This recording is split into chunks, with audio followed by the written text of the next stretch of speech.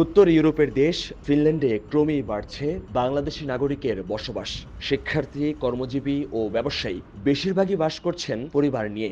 এত বড় জনগোষ্ঠীর জন্য ফিনল্যান্ডে এখনো নেই বাংলাদেশের পূর্ণাঙ্গ দূতাবাস। কনসুলার সেবা নিতে যেতে হয় সুইডেনে।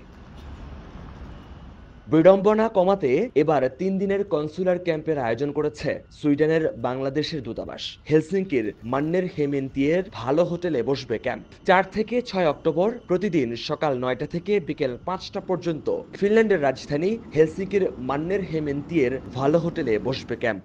পাসপোর্ট, পাসপোর্ট নবায়ন, জন্ম নিবন্ধন, পাওয়ার অফ অ্যাটর্নি, মুলুকপত্র সহ দূতাবাস সংক্রান্ত সব ধরনের সেবা মিলবে এই সময়। বিশেষ করে ৬ বছরের বেশি বয়সী আবেদনকারীদের বায়োমেট্রিক তথ্য নেওয়া হবে।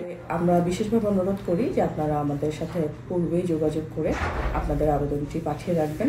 স্থায়ীভাবে কনসুলার সেবা পেতে দূতাবাস স্থাপনের জন্য ফিনল্যান্ডের বাংলাদেশি কমিউনিটির পক্ষ থেকে বারবার আবেদন জানিয়ে আসছে।